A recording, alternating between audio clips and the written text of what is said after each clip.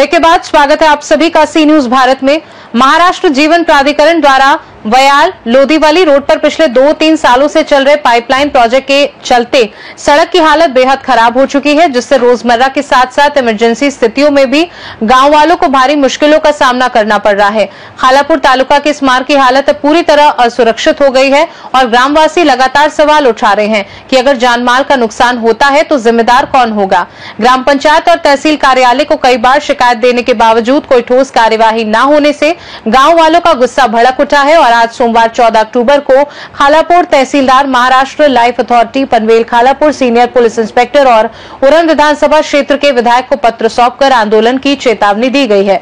इसके बाद नायब तहसीलदार ने गांव की समस्याएं सुनकर तुरंत महाराष्ट्र जीवन प्राधिकरण, सार्वजनिक निर्माण विभाग और अन्य संबंधित अधिकारियों को सूचित किया और 17 अक्टूबर 2025 को दोपहर 3 बजे खालापुर तहसील में बैठक का आश्वासन दिया।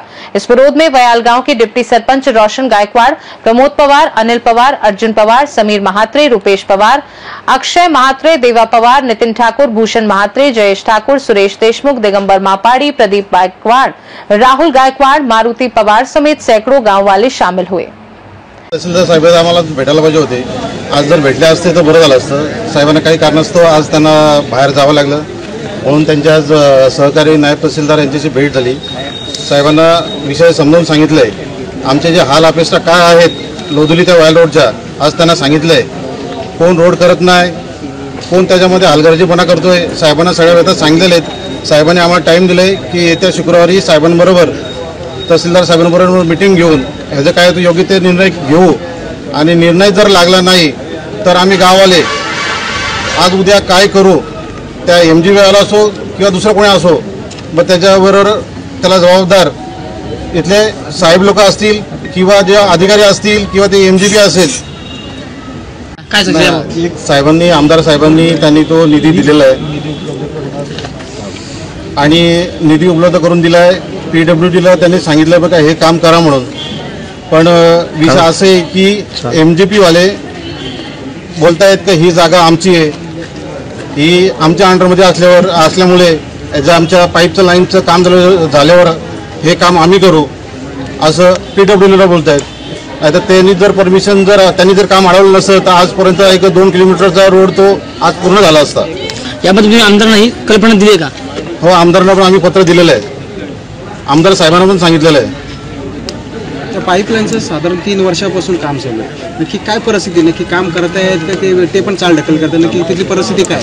काम करतायत, काम चालू आहे, पण आतापर्यंत मला वाटतं 8 ते 9 तिथे कॉन्ट्रॅक्टर झाले असतील, कारण मला वाटतं MGP वाले त्यांना पेमेंट वेळेवर देत नाही, त्यामुळे त्या कामाची हलगर्जीपणा चालू आहे आणि हा त्रास आमच्या संपूर्ण वयाल गावाला त्रास होतोय आणि येणार जाणार 5,80 लाखाचे आमदार निधी मंजूर झालेले आहे। प्रामुख्याने आमदार निधीतून जे आपले PWDचे काम आर्शल इन्फ्रा म्हणून ह्या कॉन्ट्रॅक्टरला दिलं असून तिथे काम चालू केलं होतं।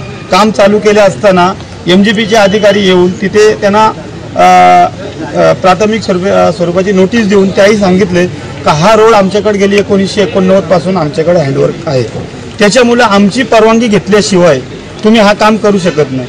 मग तेही कोर्टातर्फे त्यांना PWDच्या अधिकाऱ्यांना कोर्टातर्फे नोटीस दिलेली आहे। याच्यामध्ये कुठलाही आमदार साहेबांचा हस्तक्षेप नाही आहे, कारण का त्याही 2024 मध्ये हा निधी उपलब्ध केलेला आहे। पण MGPचं असं म्हणणं असल्यामुळे आणि MGPचं आज जवळजवळ 4 वर्ष झाले तिथे काम चालू आहे, पाईपलाईनचं अंडरग्राऊंड पाईपलाईन असल्यामुळे त्या रोडची डागडुजी आणि एकदम बेकार परिस्थिती आहे। पण ज्या वेळेला MGP वाले आणि PWD यांच्यावर समन्वय साधेल आणि त्यांच्यामधनं जे काही निवाड होईल तेव्हा ह्या रोडचा विषय मार्गी लागेल हे आम्हाला ग्रामस्थांना वाटतंय। पण आम्ही वारंवार तहसीलदार साहेबांना पत्रव्यवहार करून वारंवार त्याची दखल न घेतल्यामुळे आज सर्व ग्रामस्थांना इथे येण्याचा भाग पडलेला आहे। पनवेल से सी न्यूज संवाददाता रोहित महात्रे की रिपोर्ट।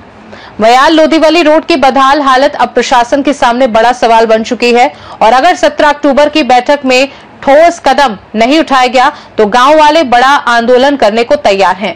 खास रिपोर्ट में फिलहाल के लिए इतना ही। देश दुनिया की बाकी खबरों को जानने के लिए आप देखते रहिए सी न्यूज भारत।